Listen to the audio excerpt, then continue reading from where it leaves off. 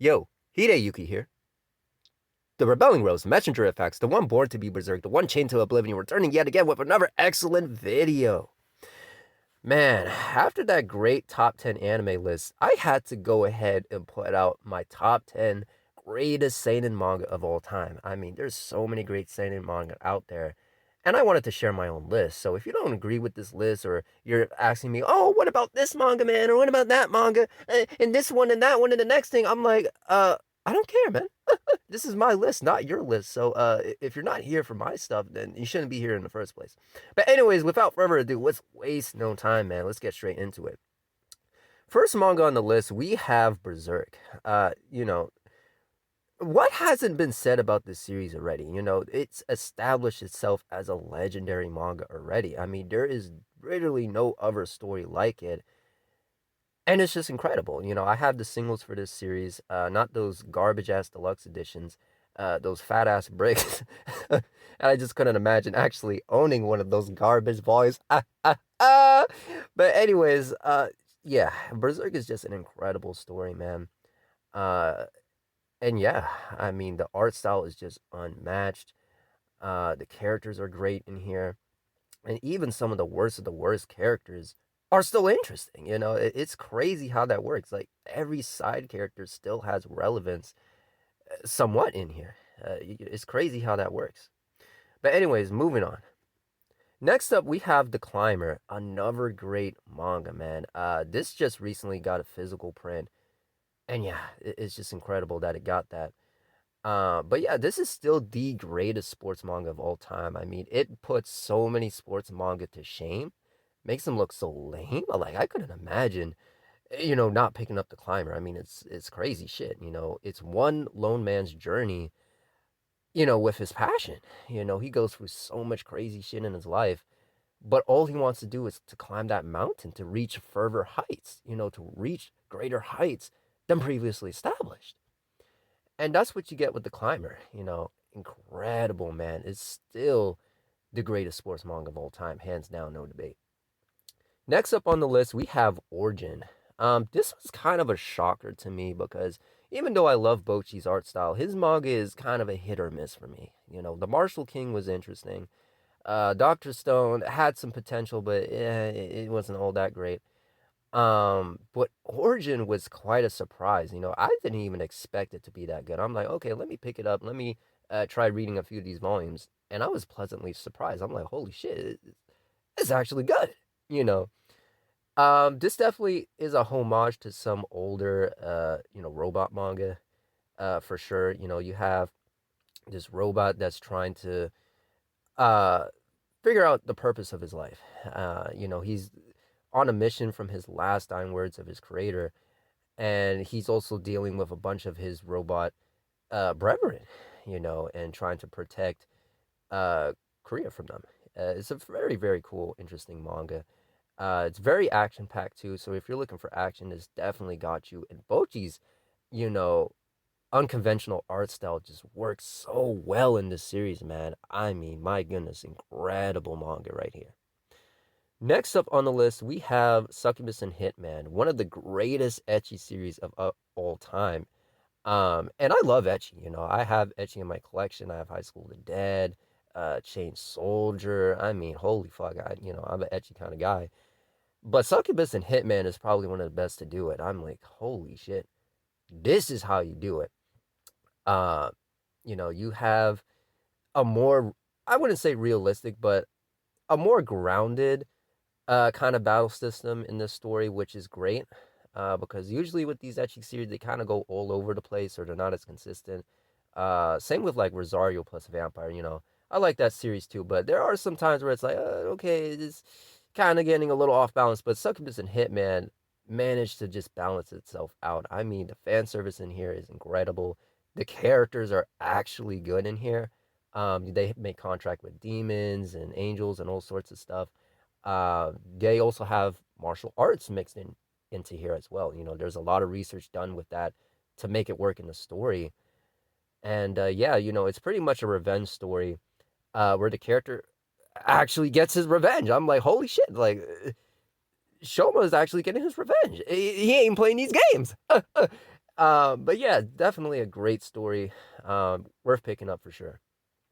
Next up on the list, we have No Longer Human. And I'm not talking about the Junji Ito version, I'm talking about the other one. And yeah, this was just an incredible read, man. I love psychological thrillers. Some of my most favorite manga are psychological thrillers, and No Longer Human's definitely one of the best of the best. It's based on a novel of the same name. Um, and yeah, you just have this story of a man that was so great and seeing how far he's fallen, seeing his ruin. And it's all because of his personality and his viewpoint of life. It's an incredible journey, man. Wow. This is a great manga. Next up on the list, we have Dogs, Bullets, and Carnage. Whoo, man. If you're a fan of Black Lagoon, then this is definitely the manga for you. It's very stylistic. The art style is incredible. I love the way they do the inking in here. The way they play with black and white in this manga is great. Uh, you know, man, this manga was just so good, man. Miwa really has some good art going on in here, and the characters too. So a lot of the dialogue in here is just sleek. It's cool. It works. A lot of great banter in here, and yeah, and then you get more into the backstory of some of these characters, and it just works. Just seeing the trauma and trying to see them overcome that trauma is incredible. Now, one thing to note is it is on hiatus, but it doesn't avoid it from not being great. Some of the best manga of all time are on hiatus, so it's no surprise that this is no different. Anyways, moving on. Next up, we have Deus Vitae. This is kind of another shocker. I didn't expect this one to be that good. It's only 3 volumes, but it's a really good manga, man. I mean, holy shit. If you're looking for some sci fi manga, then look no further than this. You have this future setting where basically women have control over society, specifically uh, robots. They have complete control, and you have this character that's trying to bring order back to Earth, pretty much. And it's just incredible to see. A great art style, great story, great characters, and yeah, look no further than this series. Next up on the list, we have Blade of the Immortal. Hands down, the best samurai manga of all time, and I love samurai stuff. I'm samurai crazy all the time, and this series really hits the spot. Rurouni Kenshin could never be on the level of this man. Demon Slayer can never be on the level of this manga, man.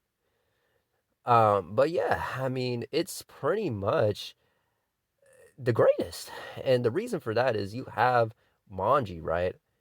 An amazing character trying to get rid of his immortality. He's trying to live the life of a normal man, and he's constantly having to fight every goddamn second. And it's incredible to see that journey.